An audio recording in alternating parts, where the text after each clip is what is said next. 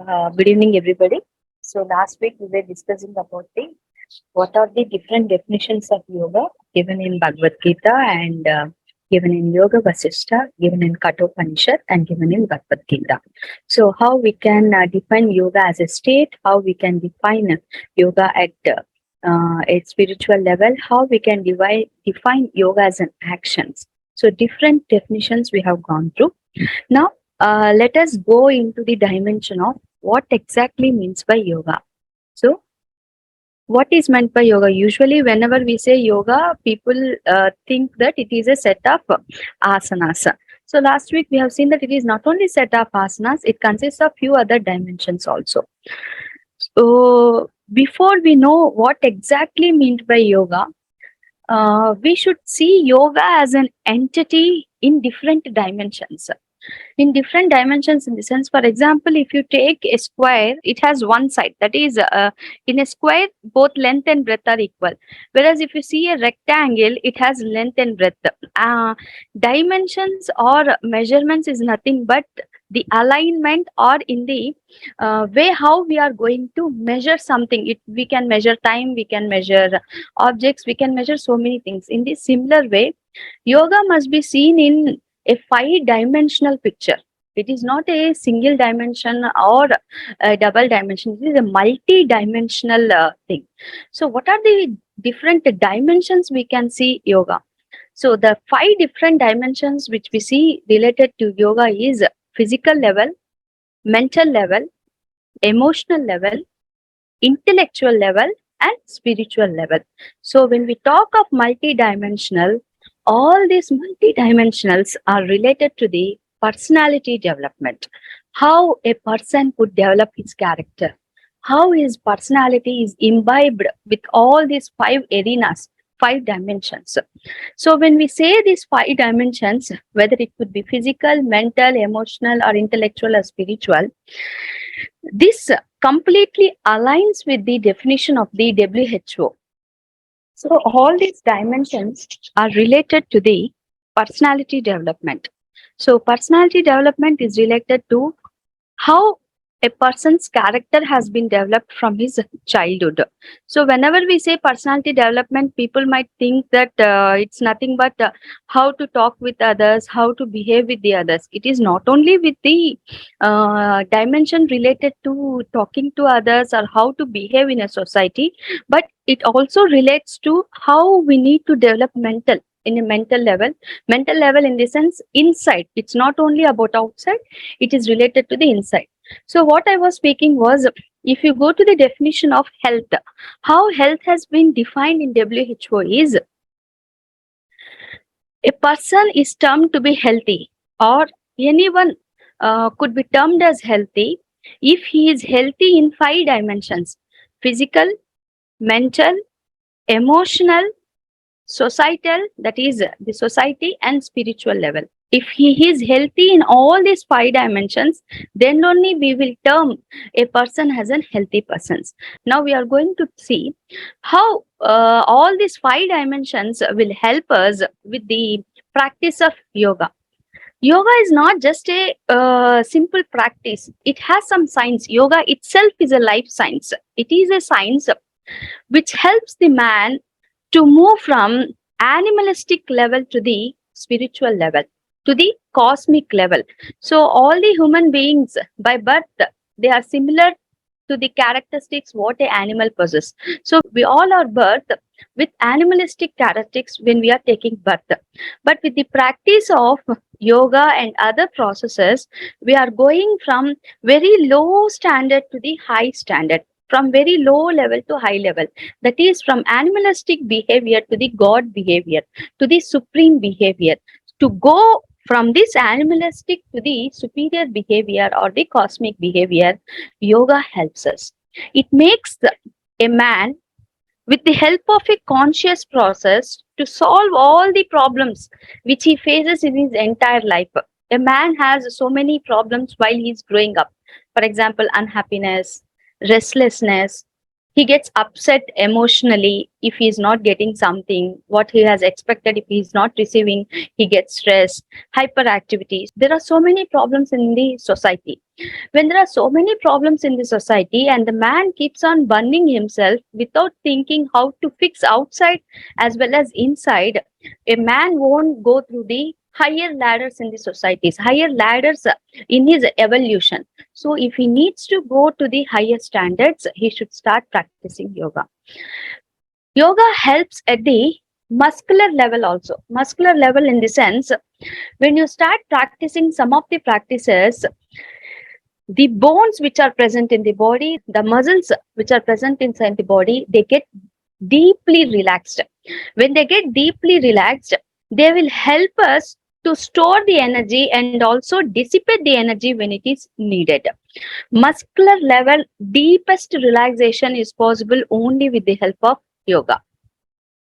When we go to the pranic level or the second level, that is known as the breathing level, it helps to slows down the breath. For example, with the help of pranayama, some of the breathing techniques, if you start practicing these techniques, it will help us to slow down your breath.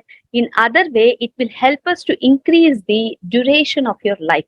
Your lifespan will be increased if you start regulating your breath. Pranayama, prana plus ayama. Prana is nothing but the energy we take, that is the breathe in and breathe out. Ayama is nothing but a regulator. Regulator. So suppose, to give a good example of regulator, if we have a fan, if you are feeling very cold, with the help of the regulator, you will tune the regulator to decrease the speed of the fan. And if it is very hot, you want the fan to move fastly, what you will do, you will start increase the tuning of the fan with the help of the regulator.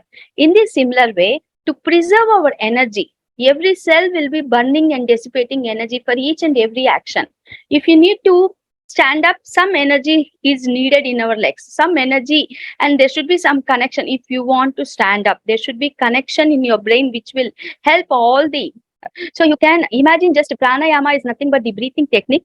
These breathing techniques are nothing but a regulator to increase and decrease the lifespan. So this is the very best example where we can correlate breathing to the electricity, where we want to just increase or decrease. If you want to increase, practice everyday pranayama. If you want to decrease your lifespan, you just leave about your breathing pattern. It would be like high, sometimes up, sometimes low, sometimes low. Then definitely the breathing pattern affects your life. Then when we go to the mental level is nothing but the emotions. Every person has some emotions which help us. For example, sometimes when we are very happy, we jump with joy. So whenever a person is happy, he starts dancing. So much joyous that he wants to eat something. He wants to move around. He wants to keep entertainment. He wants to go to this place, that place. So when he is happy, he is jumping with joy. He wants to talk with others. He wants to celebrate. So all these things, that means he is using more of his energy. And he is thinking of different ways, creative ways, how I should celebrate. Whereas the same person, when he's sad, when his emotions are very low, the same person, when he is very sad, what happens is he starts crying. He is very sad, depression. He wants to kill somebody.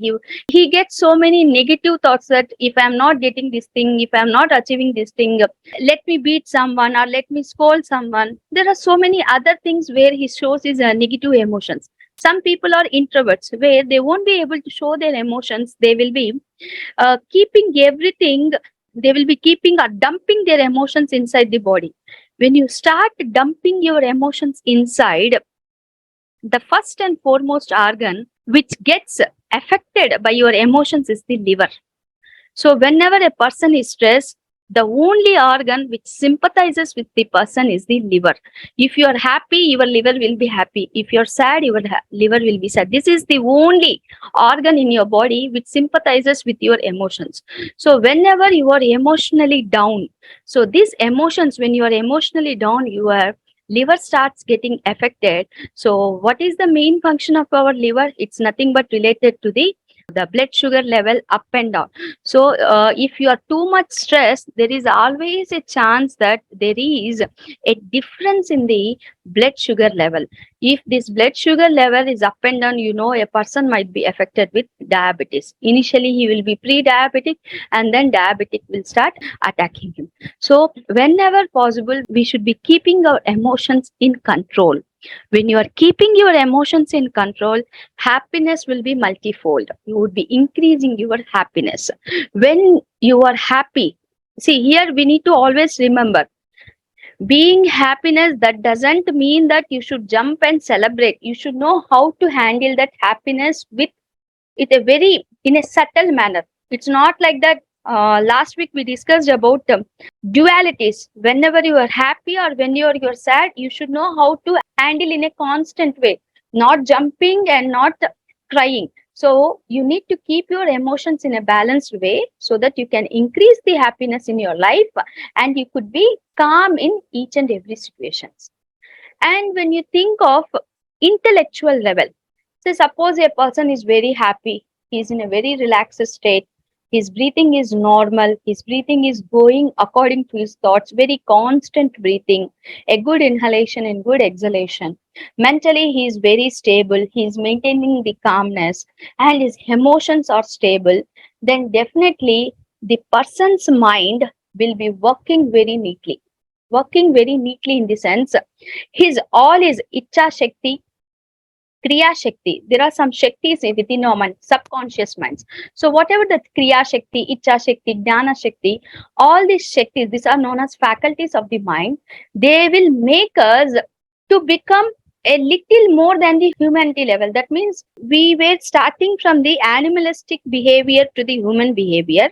And when you have strengthened all the layers of your body, that is from a physical level, mental level, emotional level, when all these levels are working perfectly, intellectually, that means your mind will start functioning properly, and it can access your subconscious mind.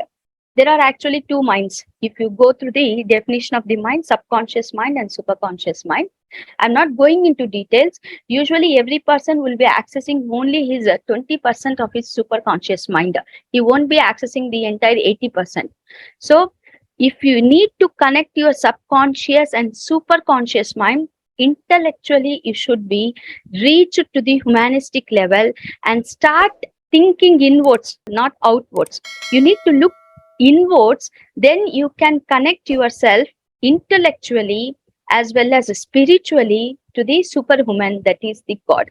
It will help us to sharpen the intellect, and at the same time it will make the mind to work perfectly. When your mind is in perfect position, when your mind is very calm and it is not affected by your emotions, whatever task you are thinking of, it will be a success.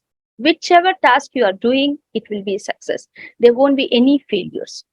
So these are some of the different dimensions of personality development through yoga. Now, if you go a little deeper into the personality development, a person, what do you expect from a person? When you see a person, it is the image.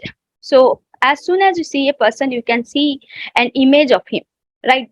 His image. So a person should be physically fit. When you will say a person would be physically fit, a person would be physically fit if he has a proportionate of the body. That means he should not be too bulky. He should not be weighing 100 kg. So an ideal person or an ideal body which has been defined in terms of yogic perspective is that human body must be proportionate, in which all his muscles are relaxed in normal state. So whatever the muscles which are present in your body, when we are in normal state, this should be in a relaxed manner. The body should be like a soft flower. Our body, a human body, should be like a soft flower when he is resting or when he is sitting. When he is sitting in calm, human body should be like as soft as like a flower. And it should also have this ability to be as hard as a diamond when it is needed. It should be like as soft as a flower, and whenever instantaneously if something is going to attack us and when we need that energy, the body should turn from a flower to a diamond. So our body should also have the hardness just like as a diamond. All the organs and systems. So how many systems are there in our body? Almost 9 systems are present. So we have this muscular system, cardiovascular system, respiratory system, endocrine system, digestive system. So there are around 9 systems present in your body. There are different organs. Each and every organ is associated with one of the systems. All these 9 systems should work in perfect harmony with no abnormalities. So in yogic definition, a body, an ideal body in which the body is like as a flower, as soft as a flower in resting state or in normal state, and at the same time it should turn like a diamond. It should be as hard as a diamond when time is needed, when some situation is front of you. So it should be able to turn as a flower as well as a diamond. So all the organs and systems, they should work in perfect harmony, and there should not any kind of chronic or acute diseases which should be present in your body. Then only we will say it is an ideal body. So to develop the personality according to the yogic definition, that is to be physical fit and to make ourselves as soft as a flower, as hard as a diamond, what we should practice? We should practice asanas. Every day we should try to practice asanas. With the help of asanas, it will help Stiram Sukham Asana. So if you start practicing asanas regularly and at the same time other practices, for example Shakriyas, all these yogic practices make your body physically fit. They would help us. So the definition which says all the organs should work in perfect harmony, right? To make all these organs in perfect harmony, so when your body is in resting period, as we said, the muscles should be relaxed. The joints should remain very loose. It should be able to conserve the energy. The metabolic rate should be very low. This is during resting period or the normal period. It should take only the necessary amount of energy when we are doing some action. Whereas at the same time, in crucial times, for example, when you are too much stressed, or when you are doing some physical activity, strenuous activity, these organs should coordinate themselves such that the energy is increased. In resting period, energy should be conserved. Conserve means energy should be stored. Whereas in a crucial time, the energy should be increased. When the energy is increased, the body needs to coordinate with all the organs with the increased energy. This is known as the stamina. That means this stamina should be increased when we are going through any stressful situations or when we are doing some physical training. Different systems and different organs of the body, they should work in perfect coordination. And all these things could be accomplished with the help of yogic practices.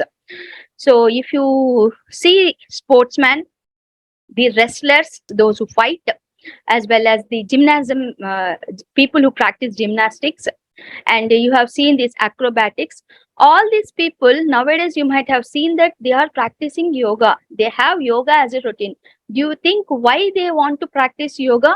It is because of this particular feature where yoga helps them to conserve the energy. We should not waste our energy. Do you know why the sadhus and all, they just sit calm in Padmasana and do meditation? See, whoever has reached to the higher level of yogic practices, usually they sit very calm at a particular place. They won't even eat also. They just keep sitting calmly in Padmasana with their hand on that kamandalam and liquid, and they just gently close their eyes and do meditation. Do you think why they do this meditation? Just to conserve their energy, to keep their energy within themselves. They don't want to dissipate the energy. And these are the same people, they can do any activity which you want, any physical activity and also supernatural activities. They can sit at one place and they can travel through the entire world. These are Ashtasiddhis. We will go through that later. So with the help of yoga, because of this yogic physical perspective, like to be as a soft and also to be as a hard, many sportsmen come and practice yoga and they make yoga as a routine.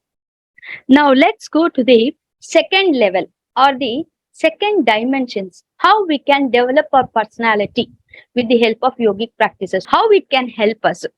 So in mental level, usually mental level is nothing but mind level.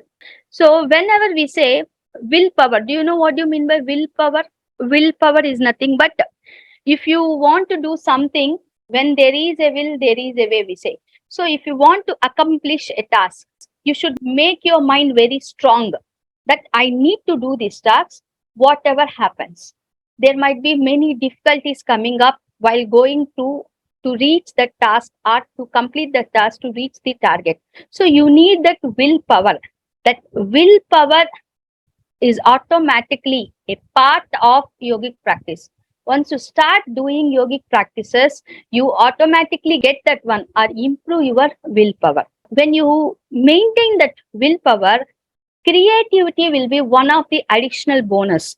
So if you are very good at willpower, that is willpower in the sense steady fastness, that is keeping your mind stubborn at one place. I need to do it and I will do it whatever it comes in my path. Then creativity also comes as an additional bonus. So there is one sloka in Niti Satkam. So this slokas, what it says is that willpower is an essential requirement for all the persons to accomplish any task, how great the task it may be. So this sloka in Niti Satkam says willpower is an essential requirement. If you want to do any task, it could be small, it could be big, or it could be a very enormous one, willpower must be there. So we get so many obstacles, difficulties. So when these obstacles and difficulties are there, according to the same sloka Niti Satkam, there are three kinds of people: lowest, middle, and the highest. So this first group of people who think that there might be so many difficulties, obstacles to finish this task, why to start this task? Let me stop it. So these lowest level people, they think a task is given, why I should, they get scared before doing the task itself. I may not be able to do this task. If someone asks and scolds me, someone beats me, why I should do this? I might not get the strength. I should go through hunger. I should go through thirst to achieve this task. So they will stop doing this task. Whereas the middle level people, they will start doing the task, and while doing this task, they will face so many obstacles one after the other. They will go up to half. They would be facing the obstacles. They will be going through that one, crossing one after the other, one after the other. But at some point, they will break their confidence. They won't have that cha shakti or the kriya shakti. That willpower will be diminished. They will have this willpower very zero. They would, by seeing all those obstacles, and they have faced some obstacles, and after that they will think, why to go still more? My shakti is over. I can't do it. Let me leave this task. They will leave the task incompletely. Only half is done, and they will back off. Whereas the third category of the people who, after going through all these obstacles, going through all through these difficulties, they will go forward. Whatever the difficulties are coming, they will face it. They will go up to the end. They will finish the task. These are the people which are needed to finish any task. And these are the people who are having that willpower. So this kind of willpower is only attained or is only practiced by the people who regularly have faith in humanity or who regularly practice yoga, and they have this spiritual strength as well as the mental strength and physical strength. So this willpower and creativity are nothing but the byproducts of practicing meditations and all other higher practices, that is the Antaranga Yoga. So once they start practicing this Antaranga Yoga practices, you will get that willpower automatically. So yogic practices are defined in such a way that they are very systematic in calming down the mind, It erases the weakness in the mind, whatever the weaknesses in the mind, it erases the weaknesses, it builds the willpower in it. Each and every obstacle is conceived as a challenge. Every obstacle is seen as a challenge. And the yogic practices helps to increase your energy tremendously to fight with the situation. And bravery becomes a part of the personality once you start practicing yoga. So this is the second dimension which we have discussed. The first one was physical. The second dimension was the mental level. Now we are moving to the emotional level. So how yogic practices helps us in the third dimension, that is the emotional level. So we all know emotions are nothing but there are different kinds of emotions. So many emotions are there: happiness, sadness, ascharya is nothing but getting surprised, joy, grief. So many emotions are there. So every human being will be going through so many stages in his life, from balyavastha to yavanavastha, then gruhavastha, then he will go to vardhakyavastha. There are so many avasthas. That means there are 4 stages. And in each and every stage, again, as he is moving from one step to another step, there are so many events that should be part of our life. So these parts of our life, at these parts of the life, for example, in the balya avastha.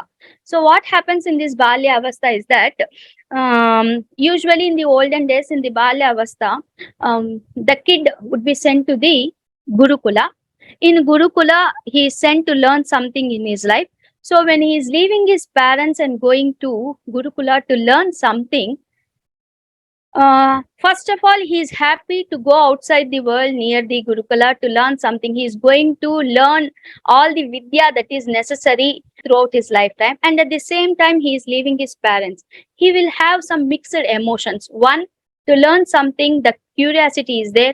And the other one, he is getting detached from his parents. So that is one junction where we'll be having some emotions. And at the same time, from Balya Avastha to Yavan Avastha, once he completes all his studies, he would be again coming back from the Gurukula to back to his life, to start his own life with his parents, with his getting married and all. At that time, different kinds of emotions are there. Not only older days, nowadays also there are many emotions in each and every stage. So all these emotions will make the person emotionally unstable.